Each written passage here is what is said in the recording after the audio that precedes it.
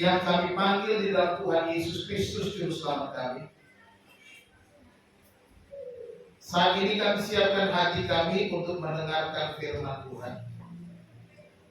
Biarlah Engkau Tuhan bekerja di tengah-tengah kami, berbicara kepada kami pribadi lepas pribadi.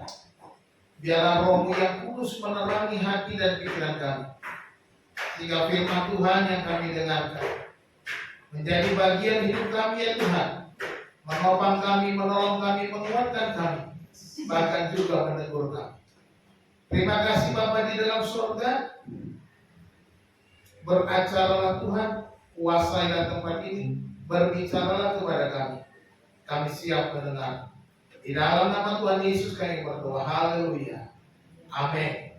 Silakan duduk. Selamat pagi, salam. Shalom. Shalom. Puji Tuhan. Hari ini saya ingin kita bersama-sama belajar dari Injil Matius pasal 14 dengan judul melangkah dengan mukjizat. Hari Jumat kemarin Bu Hana sudah mengupas ini, tapi saya waktu Bu Hana menyiapkan, lalu saya juga membuat sebuah garis besar untuk saya sampaikan pada kita pada hari ini. Kita hari ini fokus kepada ayat 28 dan ayat 29. Mari kita membacanya bersama-sama ya. Matius 14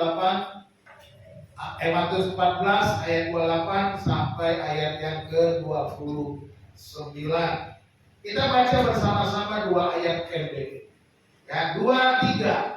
Lalu Petrus berseru dan menjawabnya, Tuhan, apabila Engkau itu, suruhlah aku datang kepadamu berjalan di atas air. Kata Yesus, datanglah. Maka Petrus turun dari perahu dan berjalan di atas air mendapatkan Yesus.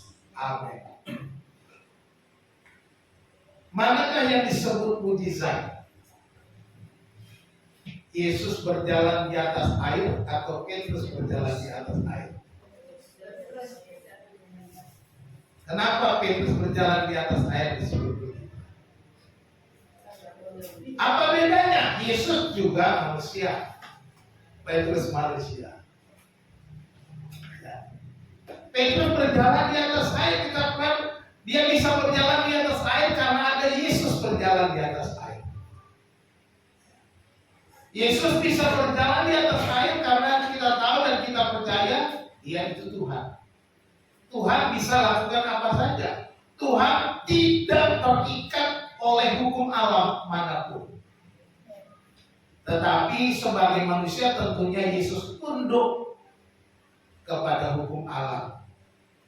Dalam hal ini Dia melakukan perkara besar, Dia bisa berjalan di atas air. Tetapi pada ayat yang kita baca tadi, Yesus berkata, Tuhan, jika Engkau itu, suruhlah aku berjalan di atas air. Yesus bilang, datanglah, kembalilah, silakan, berjalanlah. Dan Petrus pun berjalan di atas air. Bapak Ibu Saudara yang dikasihi Tuhan, saya mau tanya, berapa lama kita sudah ikut Tuhan? Sejak kita lahir baru, sejak kita bertobat, atau mungkin ada yang ngaku sejak dalam kandungan sudah ikut Yesus. Sejak lahir ikut Yesus, sejak udah ikut Yesus katanya. Atau sejak dia mungkin diserahkan kepada Tuhan.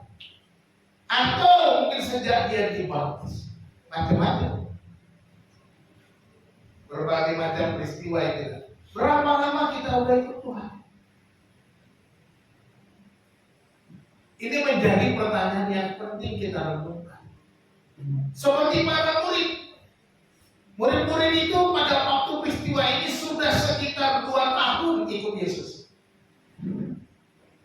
Sudah banyak menerima pembelajaran, pengajaran dari Yesus.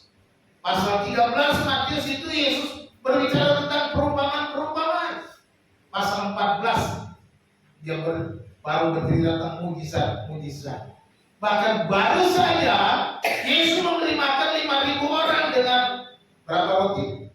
5 roti dan 2 ikan. Yang makan 5.000 orang laki-laki, belum termasuk perempuan. Mereka baru saja melihat mujizat ini. Ayat sebelumnya. Dan ketika selesai, Yesus bilang kalian duluan menyeberang. Dan kemudian Yesus menyingkir berdoa sendirian. Tetapi perahu murid-muridnya di danau itu mengalami badai, angin sakal, gelombang yang besar. Yesus berdoa. Yesus yang menyuruh mereka mendahului dia ke seberang. Nabi Yesus berdoa seorang diri dan kemudian jam 3 pagi barulah Yesus datang menghampiri mereka. Menemui mereka yang sedang dalam ketakutan, sedang dalam krisis, sedang dalam kepayahan, sedang dalam masalah yang besar, sehingga mereka harus menghadapi kematian bagi mereka pada waktu itu. Situasi yang sangat sulit. Yesus berjalan di atas air. Dan ketika Yesus berjalan di atas air, mereka berkata, hantu, ada hantu. Seringkali ketakutan kita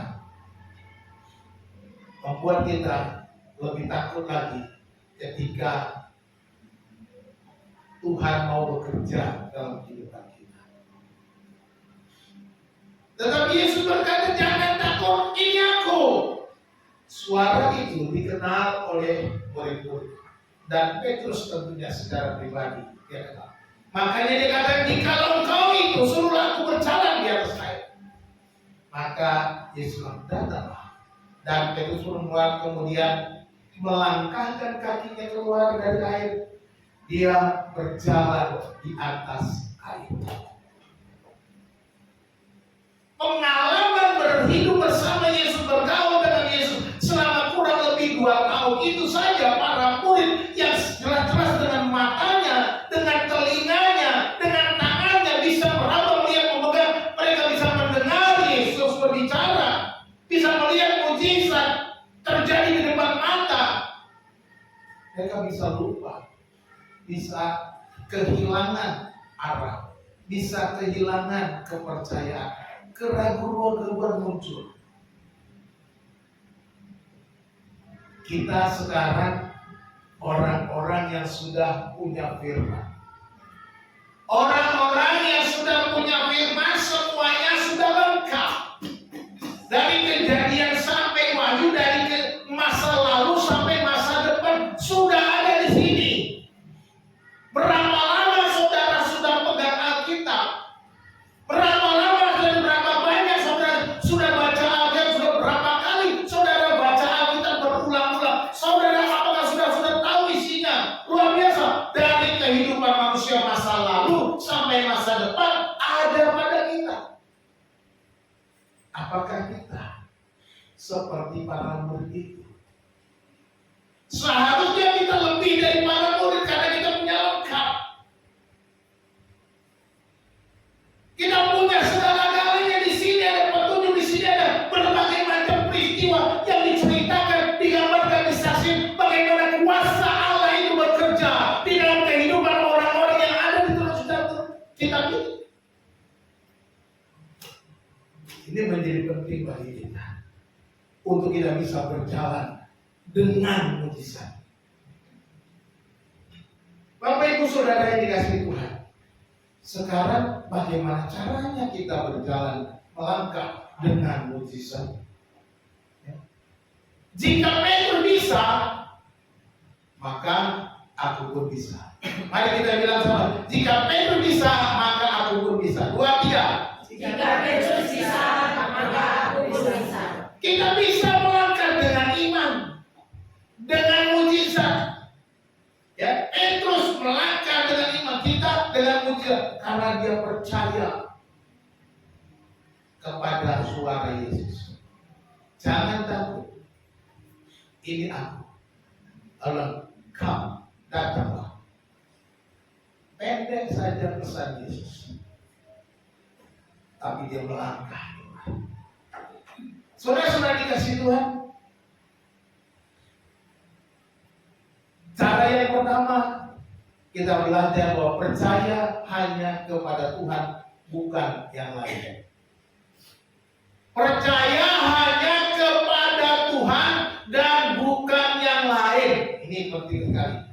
Saya buat kata bukan yang. Kalau sekedar percaya kepada Tuhan itu biasa, tapi ingat, kadang-kadang kita lupa. Kita bilang kita percaya kepada Tuhan, kita bilang kita beriman kepada Tuhan, tapi kita punya sesuatu yang lain. Kita lebih mengandalkan yang lain daripada Tuhan. Kalau kita mau melanggar dengan mujizat, kita tinggalkan semua yang lain itu. Hanya Tuhan saja. Tidak ada yang lain. Di sana dikatakan lalu Petrus berseru dan menjawab, ya Tuhan, apabila Engkau itu orang. Dia sebut Tuhan. Tuhan, apabila Engkau itu suruh aku berjalan di atas air. Ini menunjukkan Petrus fokus kepada Tuhan. Mendengar suara Tuhan, jangan takut, ini aku. Dia fokus. Dia tidak lagi dikuasai ketakutan, dia tidak lagi dikuasai badai, dia tidak lagi dikuasai berbagai macam gelombang yang menghantam perahunya, tetapi dia mau arah kepada Tuhan. Apapun masalahmu, fokus kepada Tuhan. Apapun pergumulanmu, pandang kepada Tuhan. Apapun yang sedang kau hadapi, seberapa besar, dengar suara Tuhan. Andalkan yang lain.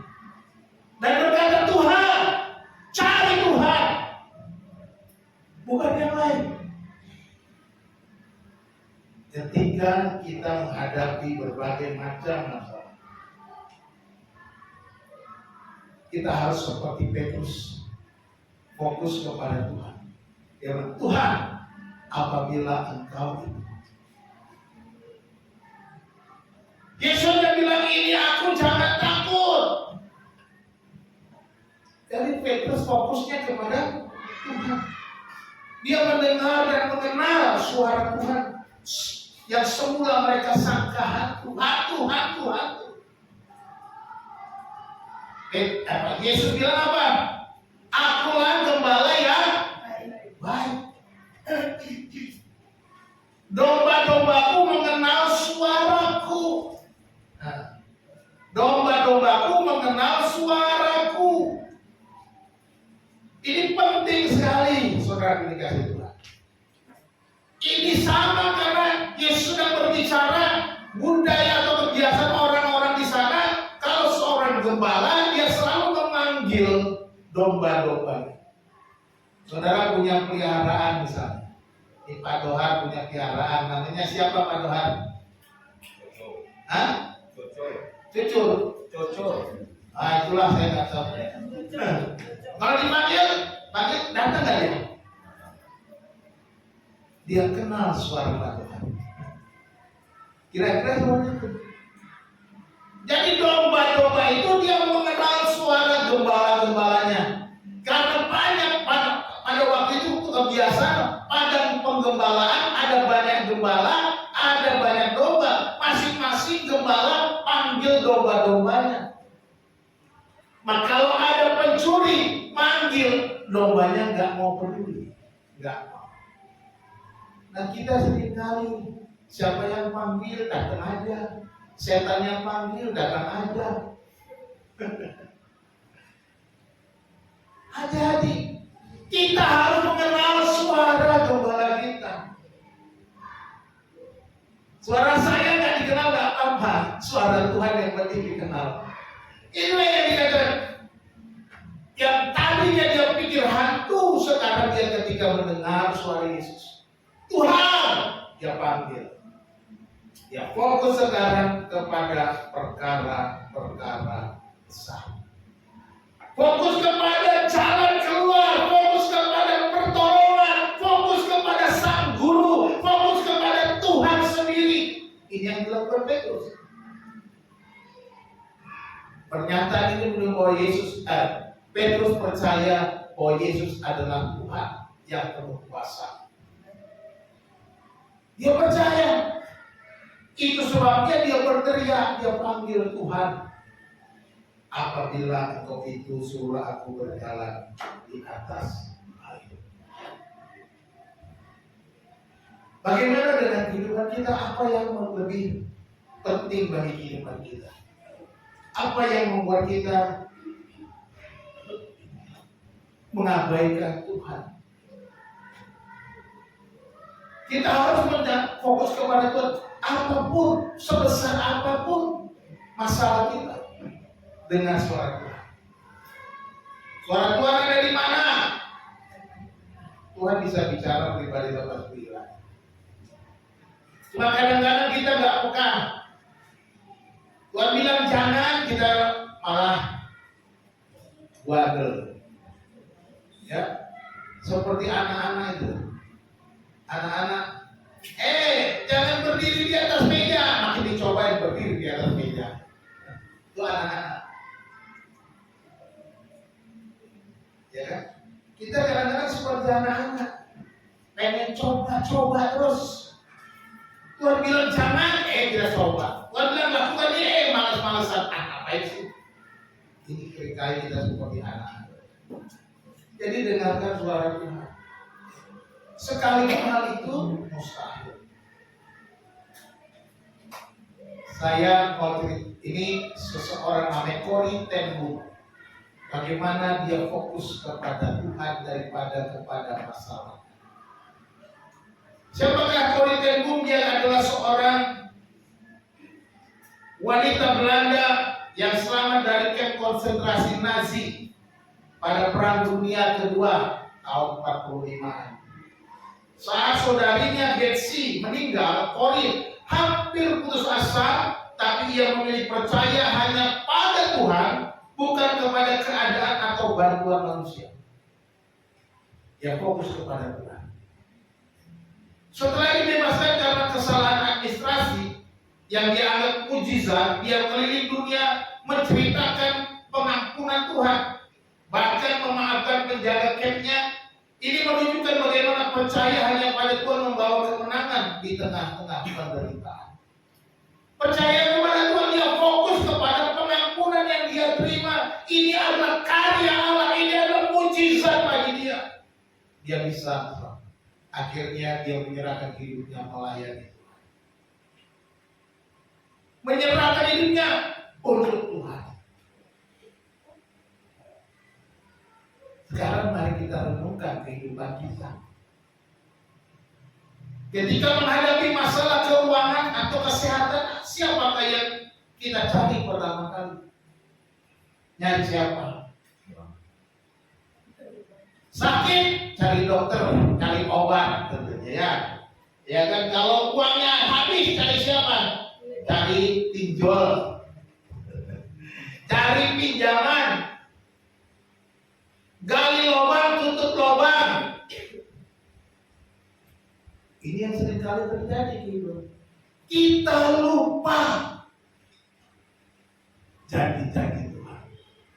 Kita lupa pertolongan Tuhan. Kita lupa bahwa Tuhan sanggup mengatasi. Jadi yang pertama kita lakukan dari semua pergumulan masalah badai yang kita cari Tuhan dulu. Jangan cari yang lain. Tuhan akan tolong kita, memimpin kita melangkah kemana, supaya tidak salah melangkah. Jangan terburu-buru mengambil keputusan dalam keadaan tertekan. Kita harus tetap tenang agar Tuhan bekerja di dalam kehidupan kita. Saudara-saudara dikasihi Tuhan, oleh sebab itu mari kita identifikasi di area mana kita sangat bergantung kepada yang lain itu. Yang lain yang mana? Coba kita identifikasi diri kita. Apakah kita bergantung kepada opini orang? Apa kata orang? Apa kata orang? Kata tetanggaku, kata media sosial, kata ini, kata itu, dan kata-kata yang lain.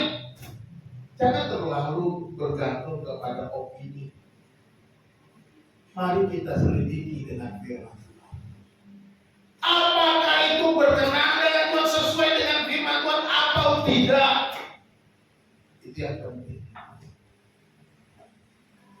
Atau saudara bergantung kepada handphone. Ini yang lain. Area ini menurut saudara sangat tergantung seolah kalau tidak ada uang habislah aku. Memang uang ini sangat-sangat berbahaya. Makanya Alkitab berkata akar segala kejahatan adalah cinta uang. Uang bisa membuat orang saling membunuh. Bahkan bisa bunuh diri. Loh kok bisa, Pak? Bayangkan seorang anak SD di NTT, di Ngada, Nusa Tenggara Timur, bunuh diri karena tidak bisa beli pulpen dan buku. Dengar beritanya? Karena nggak ada uang. Apakah uang segala-galanya? Seorang anak SD sudah sampai segitunya berpikir. Luar biasa dunia ini. Padahal Yesus ada jalan keluar, Tuhan bisa memberikan pertolongan.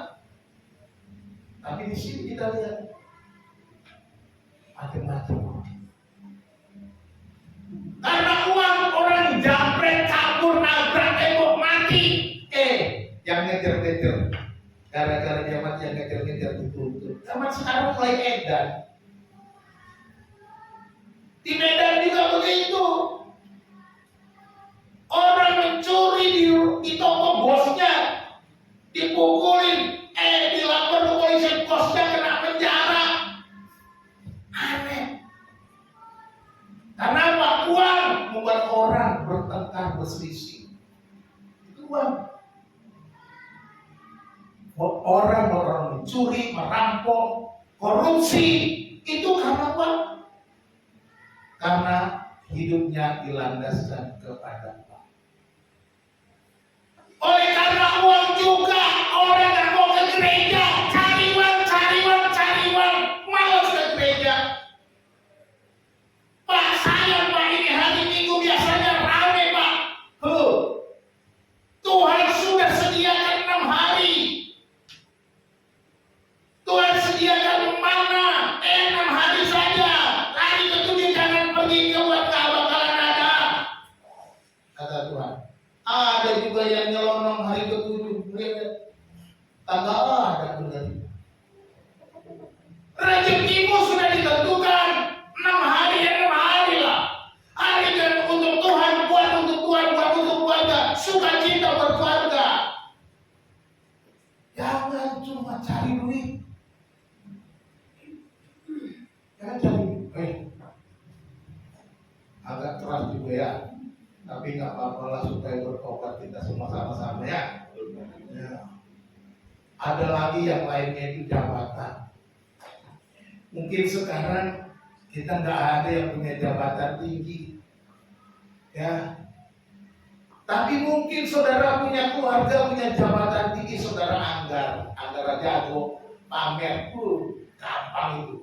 Ntar paman gue yang mati kasih stempel. Itu cerita soal paman. Ya. Pamannya jadi presiden, ponakannya dapat jabatan banyak. Sekarang 3 jabatan sekaligus. Enak jadi keponakan. Ini jabatan itu sangat-sangat menggiurkan. Kita seringkali bergantung kepada jabatan. Jangan pernah bergantung.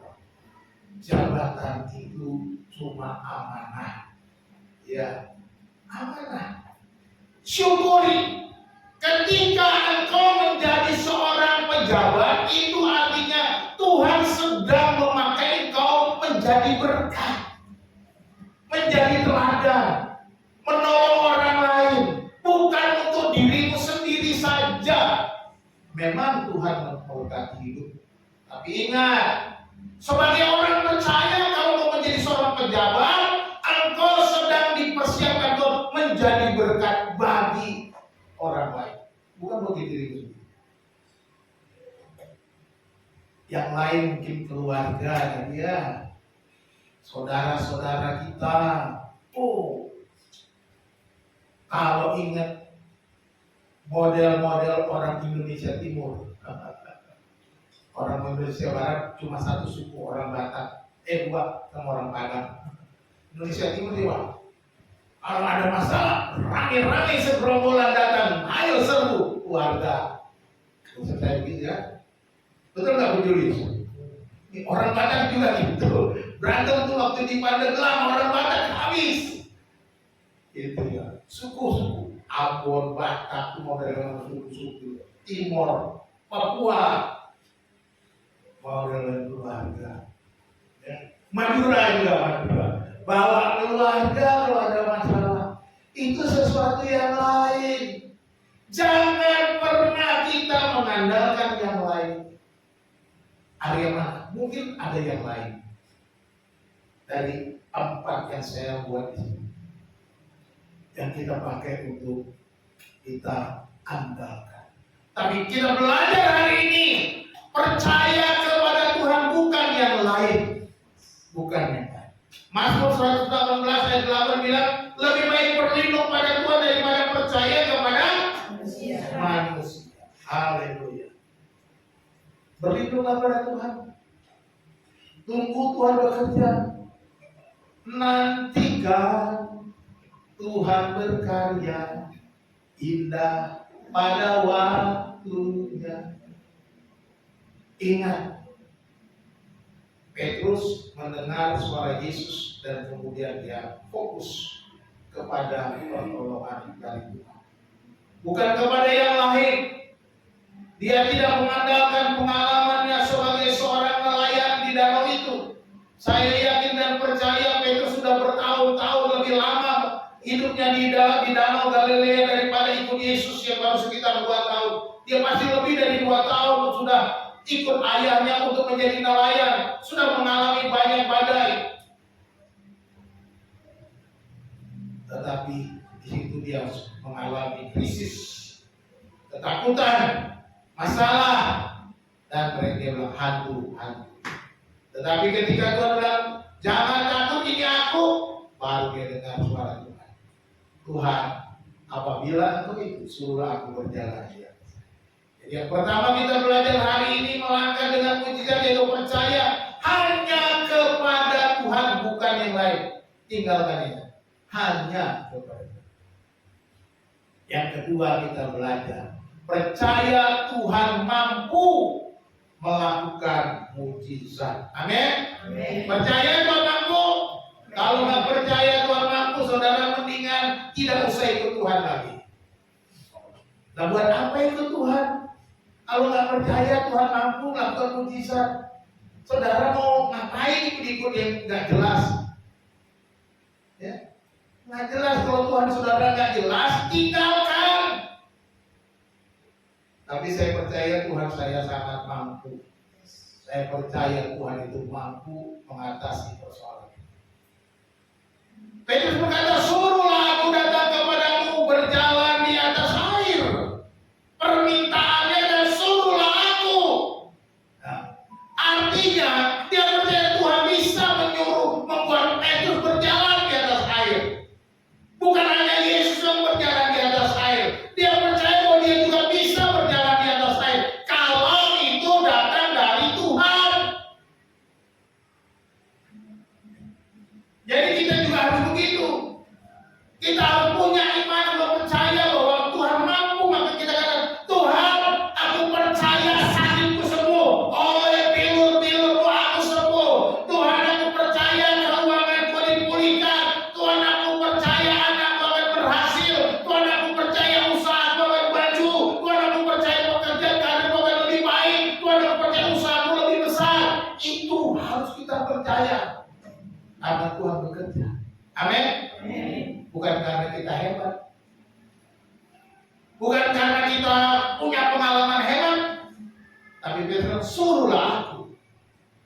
Bukan karena kekuatanku, ku dapat jalani hidup ini. Amin. Amin. Kita nyanyikan sama-sama. Bukan karena kekuatanku ku dapat jalani hidupku tanpa Tuhan. Tanpa Tuhan yang di sampingku, ku tak mampu sendiri. Oh. Tanpa Tuhan kita tidak mampu. Ini yang penting. Makanya Petrus, suruhlah aku datang. Berjalan, datang kepadamu berjalan di atas air. Petrus percaya bahwa Yesus bisa membuatnya berjalan di atas air meskipun secara hukum alam itu mustahil. Mustahil. Nggak mungkin Petrus bisa berjalan di atas. Tetapi Petrus mau percaya, beriman, melangkah, yakin Yesus bisa membuat mujizat. Yesus bisa melakukan perkara ajaib. Yesus bisa membuat Petrus juga berjalan di atas air sama seperti Yesus.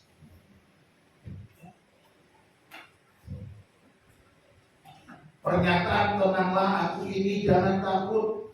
Suara ini tentunya mengingatkan Petrus kepada mujizat 5 roti 2 ikan. Ini peristiwa yang masih hangat di hati dan di pikiran murid-murid. Itu sebabnya dia percaya, dia ingin, wah, Yesus berjalan sekarang. Yesus datang. Yesus datang, suruh aku berjalan. Dia bisa membuat 5 roti dan 2 ikan untuk menjadi makanan 5.000 orang laki-laki, belum termasuk perempuan dan anak-anak. Ini yang membuat Petrus berkata, suruhlah aku datang. Ini yang menggerakkan hatinya untuk percaya. Engkau sanggup, engkau mampu, engkau dapat, engkau bisa. Sekalipun itu bagiku mustahil. Ini harus kita percaya. Walaupun bagi kita hal-hal yang mustahil, kalau kita percaya Yesus mampu, maka tidak ada hal yang mustahil. Amin. Firman-Nya itu menguatkan, menghilangkan ketakutan dan percaya kepada mujizat. Firman Tuhan yang diucapkan Yesus sendiri membuat dia muncul kekuatan, muncul pengharapan, muncul sebuah keyakinan bahwa Yesus bisa melakukan perkara besar, melakukan mujizat yang ajaib, sekalipun itu mustahil terjadi, tetapi dia percaya. Makanya dia berani bilang, suruhlah aku datang berjalan di atas air. Apakah kita mampu berkata begitu kepada Tuhan? Kalau belum mampu, ingat firman Tuhan. Efesus 3:20 kita baca bersama-sama. 2-3. Bagi Dialah yang dapat melakukan jauh lebih banyak daripada yang kita doakan atau pikirkan, seperti yang ternyata dari kuasa yang bekerja di dalam kita. Dia sanggup melakukan lebih daripada yang kita doakan atau pikirkan. Luar biasa. Allah yang kupercaya, ini Allah yang mampu melebihi dari akal pikiranku, melebihi daripada doa-doaku, melebihi daripada apa yang kuharapkan. Dia dapat melakukan lebih daripada apa yang pernah kuinginkan. Bapak Ibu dikasih Tuhan, kalau saya mau katakan di sini, di tempat ini, di gedung ini, saya mau berkata, gedung ini terjadi oleh karena apa? Oleh karena mujizat. Oleh karena berapa tahun yang lalu, puluhan tahun yang lalu ketika saya di bangku kuliah, Tuhan, saya mau melayani Engkau. Saya mau mendirikan sekolah TK. Saya mau melakukan pekerjaan Tuhan. Dan ketika saya ditantang mau meninggalkan tempat ini, saya bilang, Tuhan, saya tidak mau tinggalkan tempat ini. Itu sebabnya ini ada. Gedung ini berdiri. Ini mujizat. Ini yang lakukan siapa? Tuhan, bukan saya. Tiap kali lewat jalan Ciledug Raya mau ke rumah Bu Arni, ini masih ditutup, saya di pinggir jalan itu. Gedung masih dibangun, baru saya bilang, Tuhan, saya mau pelayanan di ruko ini. Tuhan, saya mau beli ruko di sini. Tuhan, saya mau beli ruko. Tiap kali pagi-pagi seminggu sekali saya ke rumah Bu Arni. Betul Bu Arni, seminggu kali ya juga. Masih di Gang Kedondong.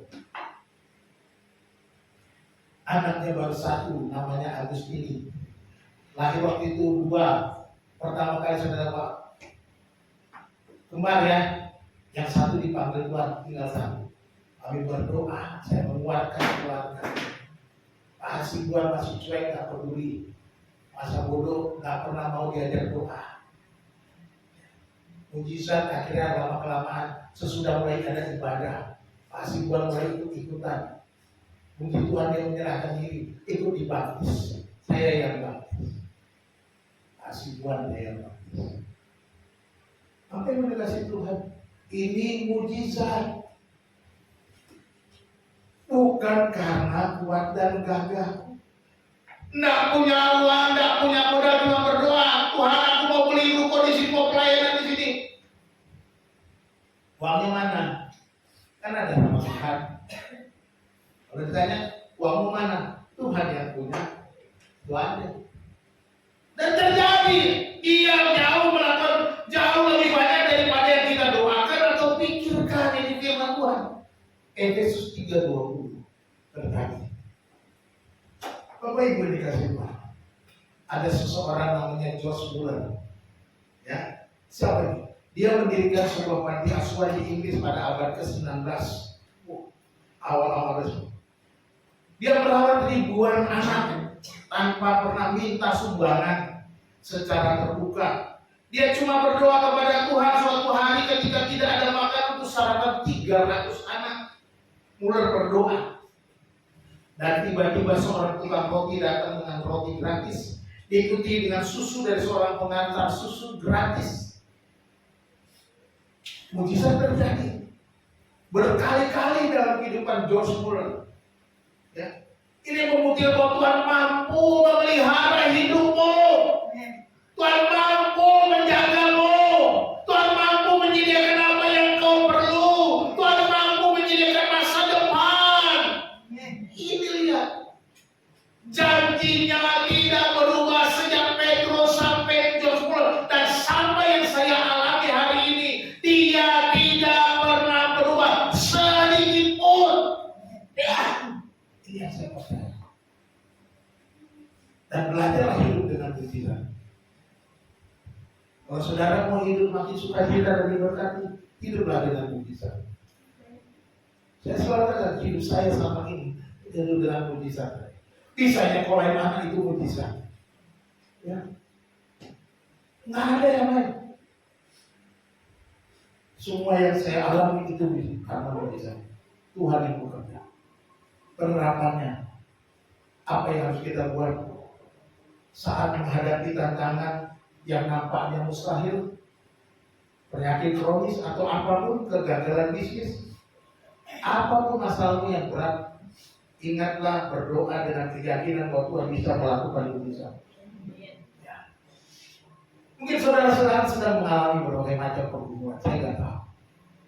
Bisnismu, pekerjaanmu, masa depanmu, orang tuamu sakit penyakit, saya mau bergumul gitu.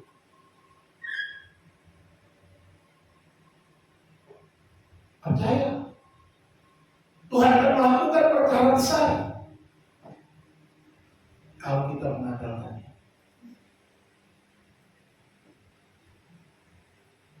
Kita perlu buat catatan sebuah jurnal doa mingguan. Catatlah permintaan saudara, coba mulai belajar hari ini. Saya ketika siapkan ini lalu saya catat doa saya kemarin. Waktu saya ketik, habis ketik, saya catat pokok doa saya. Saya mau lihat cara Tuhan bekerja. Hal-hal yang mustahil, saya minta yang mustahil, apa saya yang mustahil. Dan ketika Tuhan menjawab, mari kita bersyukur merayakannya. Oh, haleluya. Saudaraku, hari ini pulang dari kembali coba buat doa. Pokok doa selama 1 minggu ini. Ketika Tuhan menjawab, minggu depan berdiri di sini. Haleluya, saya dijawab doanya, Tuhan bekerja. Saya mau tunggu saudara minggu depan. Bukan hanya sekedar mendengar, bukan hanya sekedar oh Petrus bisa, aku pun bisa, cuma ngomong. Tapi mari kita mulai. Buatlah catatan. Buat catatan untuk supaya kita ingat, oh Tuhan sudah jawab 1, 2, 3. Atau menjawab 1 atau 2. Apapun yang menjadi pergumulan saudara. Saya mau saudara bersatu. Tuhan menjawab doa. Tuhan bekerja. Tuhan melakukan perkara besar. Tuhan melakukan perkara yang mustahil. Aku tadinya nggak mampu, aku tadinya nggak percaya. Oh Tuhan bisa buat ini ya. Kenapa dikasih Tuhan? Mungkin saudara bilang, Tuhan aku mau punya rumah. Tulis. Apa? Mungkin seminggu, 2 minggu, 3 minggu. Mungkin tahun depan. Saya mau berdoa saudara punya rumah tahun depan. Kenapa? Oh ini mustahil buat kerjaanku cuma begini. Enggak. Tuhan sanggup menyediakan. Berdoa. Jadi kita perlu punya sesuatu komitmen. Nah, ketika kita buat ini memperkuat iman kita, dan saya mau saudara maju, berlomba-lomba maju sini, sehingga kalau saudara maju semua saya nggak usah khotbah lagi. Dengan kesaksian aja kita sudah diberkati. Kita hidup dengan firman. Inilah firman Tuhan. Oh, luar biasa firman Tuhan. Ini bukan perlu hanya khotbah. Kalau semuanya maju, saya nggak perlu khotbah lagi lah. Meringankan tugas saya. Ya, jadi semua khotbah dengan kesaksian. Ya. Kita belajar hari ini 2 poin sudah. Percaya hanya kepada Tuhan, bukan yang lain. Percaya Tuhan mampu melakukan mujizat. Dan yang ketiga, kita harus melangkah keluar dari zona nyaman dengan zona iman. Kita harus berani keluar dari zona nyaman kita, melangkah dengan zona iman. Ini dia yang repot. Melangkah dengan zona iman ini yang paling menantang. Ya, paling menantang. Ya kan? Perhatikan di dalam ayat ini. Maka Petrus turun dari mana? Dari perahu. Dan apa? Berjalan di atas air mendapatkan siapa? Yesus. Ketika mujizat datang, jangan cari yang lain, tapi datang kepada Yesus. Karena dia pertolongan. Inilah yang disebut zona iman tadi. Dia keluar dari zona nyamannya di dalam perahu.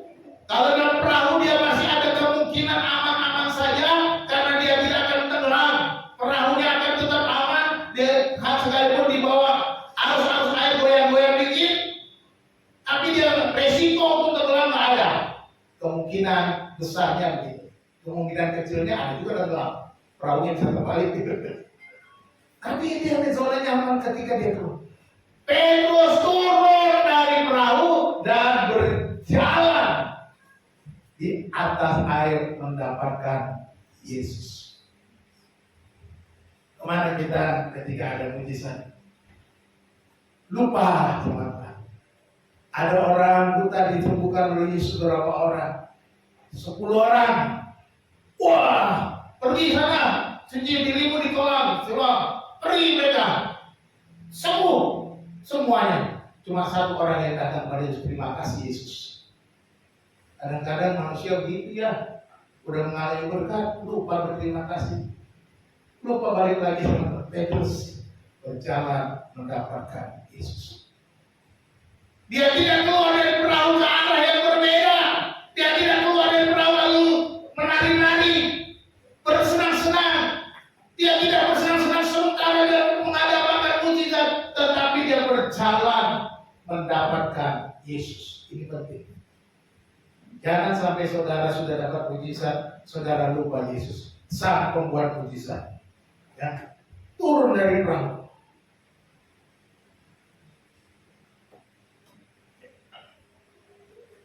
Turun dari perahu dan berjalan di atas air mendapatkan. Jadi Petrus meninggalkan zona nyamannya. Ya, berjalan di atas air itu zona iman. Perahu ini menggambarkan keamanan. Apakah kita berani melangkah keluar? Ini tantangannya. Apakah saudara berani melangkah? Dan ini tantangannya. Tantangan yang paling berat iman, berkata Ibrani 11 ayat 1. Iman adalah dasar dari segala sesuatu yang kita harapkan dan bukti dari segala sesuatu yang tidak kita lihat. Belum kita lihat, sudah terbukti. Baru diharapkan, itu sudah ada, sudah terjadi itu. Itu namanya iman. Petrus melangkah keluar dengan iman. Kadang-kadang kita melangkah, oh Tuhan bagaimana ya? Apa iya ya?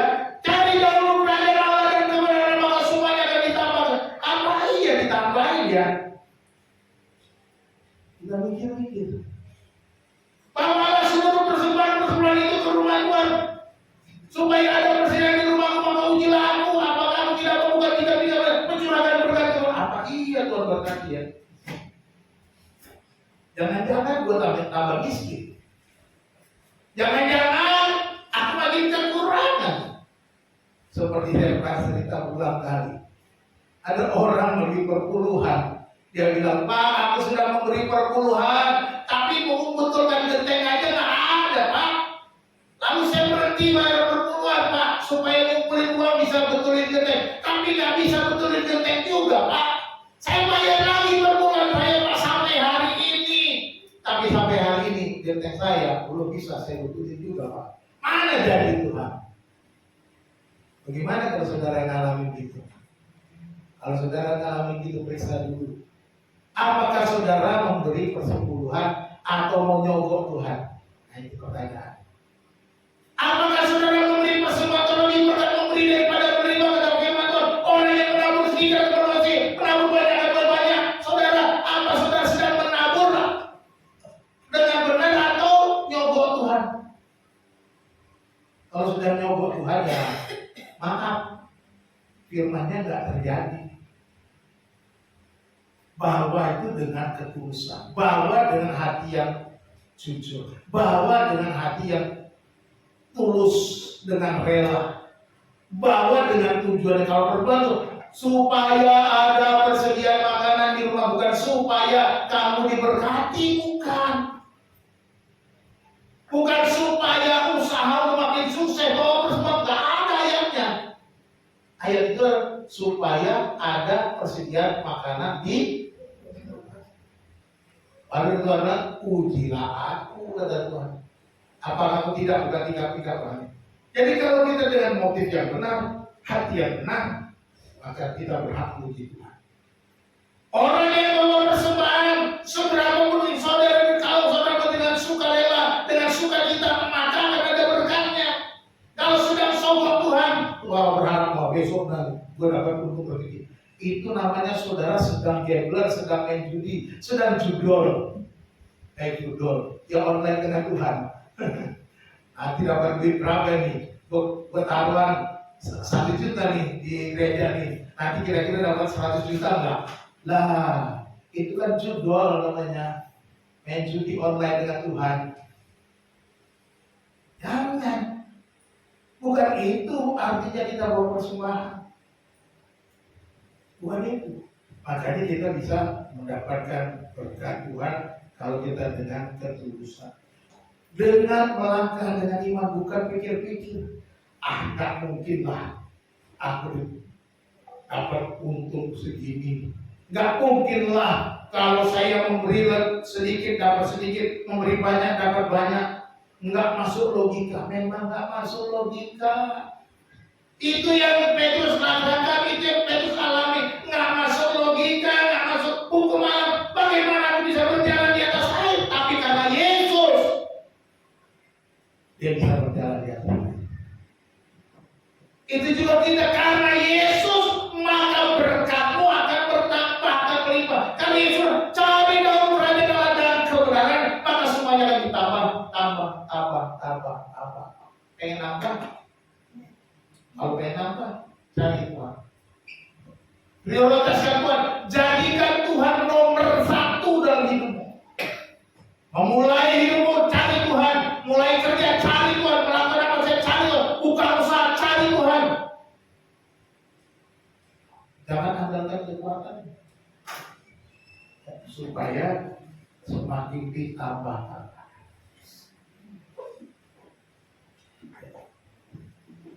Kalau kita perhatikan Petrus sempat tenggelam karena dia merasakan tiupan angin, ya kan?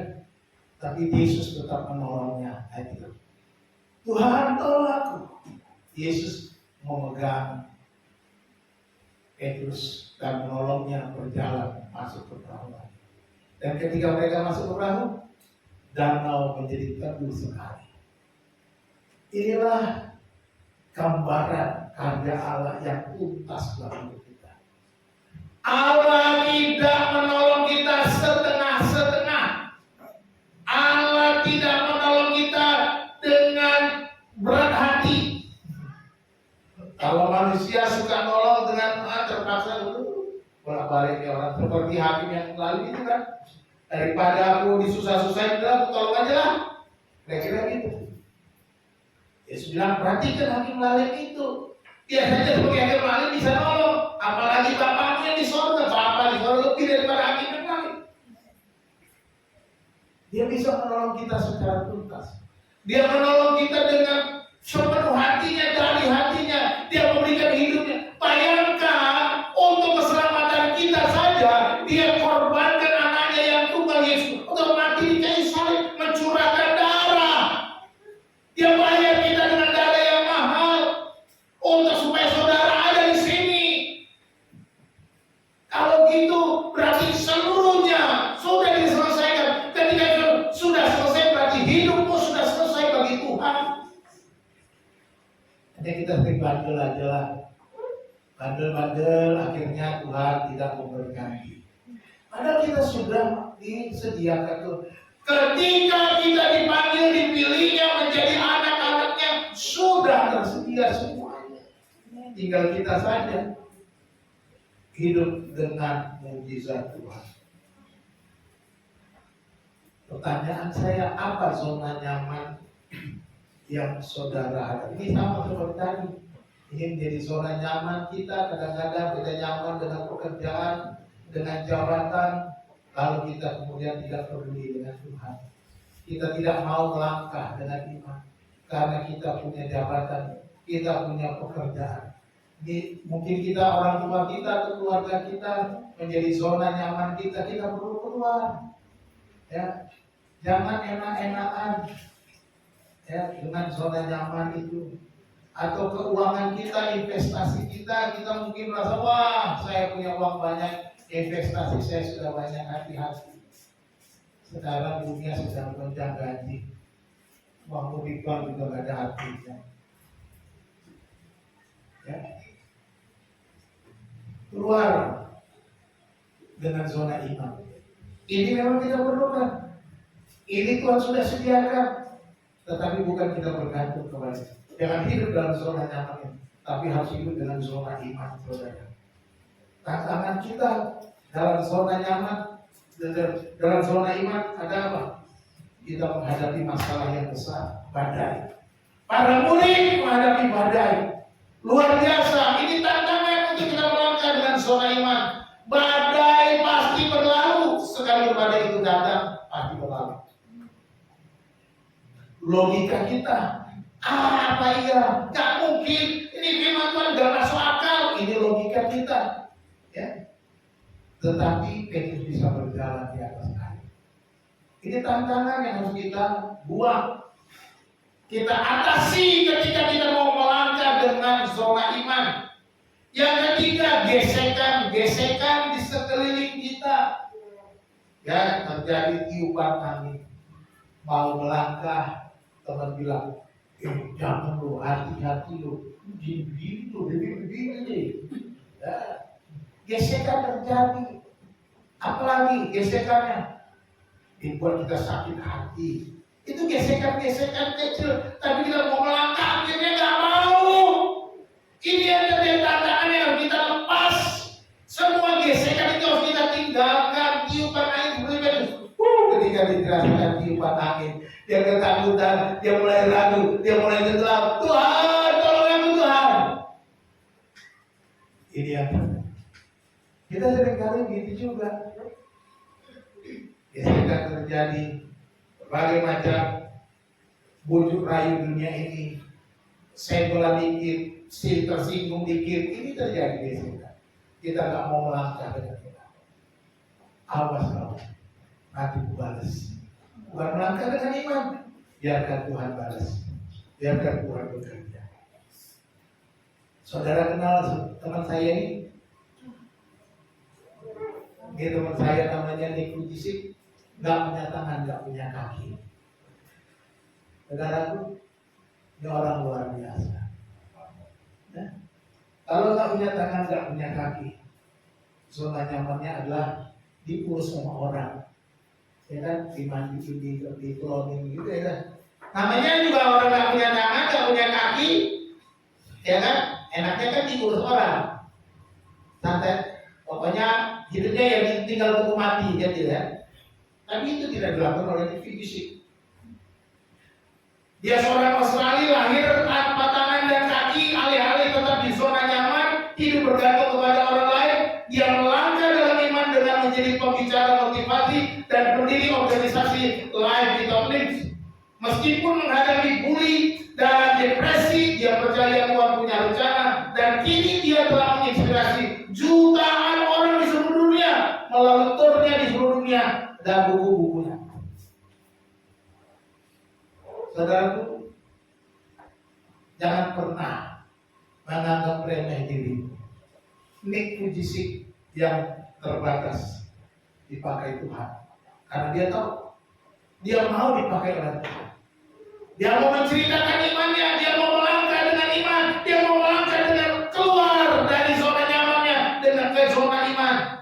Ini yang harus kita lakukan. Ini contoh yang terbaik, orang dengan segala keterbatasan tetapi Tuhan pakai jadi berkat. Saudara bisa jadi berkat. Saudara nggak seperti Nick Fujisik, masih punya kaki, masih punya tangan. Mari ceritakan kasih Tuhan. Minggu depan saudara bawa orang untuk datang di tempat ini, sehingga bangku kosong ini bisa terisi penuh. Karena apa? Karena kesaksian saudara, karena mujizat saudara yang melangkah dengan iman. Saudara, salah satu minggu saya berdoa buat si A supaya besok terima Yesus dan saya bawa ke gereja. Gitu. Harus saya begitu juga. Kalau saudara kenal teman saudara bawa dia. Melangkahlah dengan zona iman. Mari kita identifikasi perahu kita. Mungkin itu pekerjaan kita rasa aman tapi tidak memuaskan, atau hubungan yang nyaman tapi tidak sehat. Hati-hati kalau hubungan yang tidak sehat. Ya, melangkahlah keluar dengan iman, seperti memulai pelayanan baru. Atau kita mulai pelayanan baru, mengubah karir sesuai dengan panggilan Tuhan.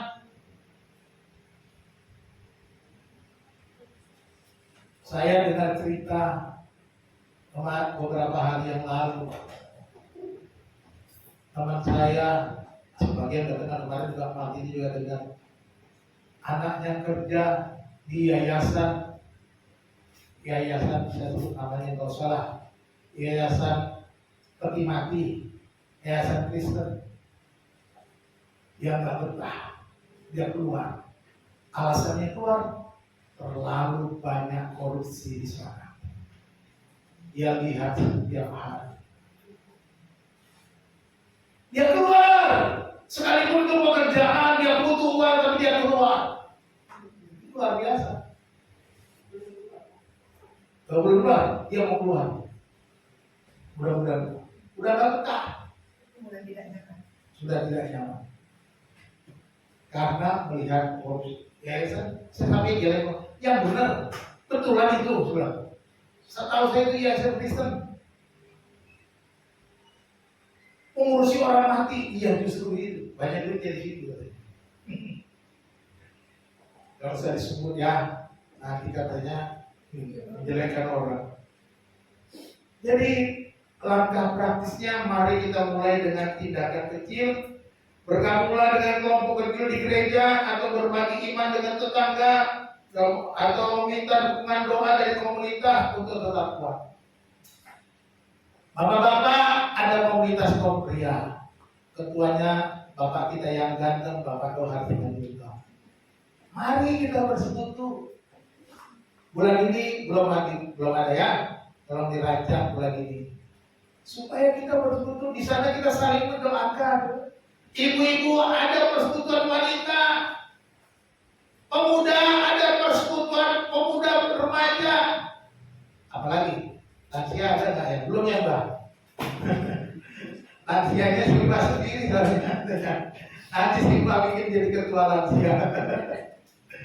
Ya kita buatkan supaya ada komunitas. Simba ikut dulu sama PW ya.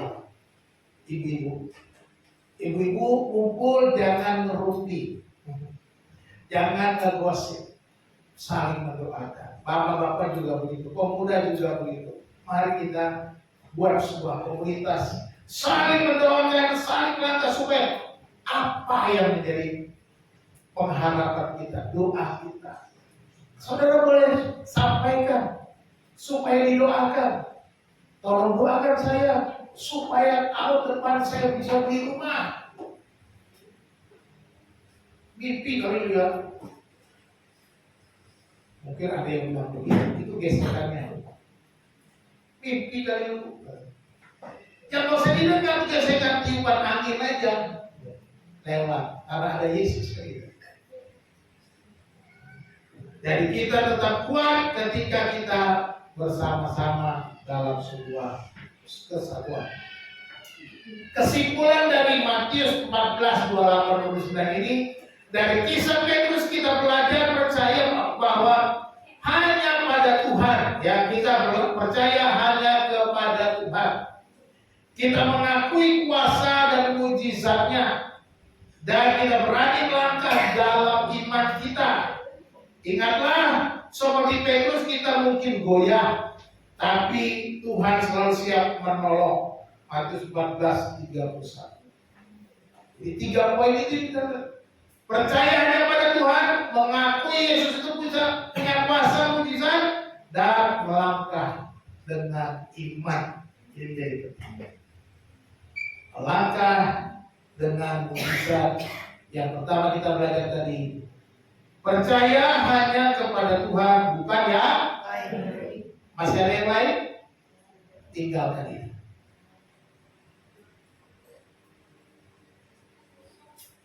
Tinggalkan yang lain. Buanglah semua ketergantunganmu kepada yang lain. Ya. Buang ketergantungan kepada yang lain. Kita hanya bergantung kepada Tuhan. Yang dibuang itu ketergantungannya. Kalau saudara punya uang, yang dibuang uang yang dikasih saya.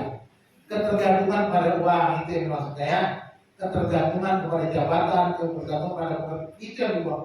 Jangan bergantung gitu, tapi bergantung pada Tuhan. Yang kedua, percaya Tuhan mampu melakukan mujizat. Dia mampu. Tidak ada perkara yang mustahil bagi Tuhan. Katakan amin. Mintalah kepada Tuhan jawaban atas persoalan sekalipun hal itu mustahil. Minta kepada Tuhan walaupun mustahil. Yang ketiga, melangkah keluar dari zona nyaman dengan zona iman kita. Melangkah dengan iman. Jangan takut melangkah dari zona nyaman ke zona iman. Percayalah, Tuhan selalu menolong kita tuntas. Dia tidak membiarkan kita berjalan sendirian. Dia menolong tepat pada waktunya dan menyelesaikan masalahnya sampai selesai. Tidak ada pekerjaan Tuhan yang setengah-setengah. Sebagai penutup, saya menyampaikan ini perkataan Nick Fujisik.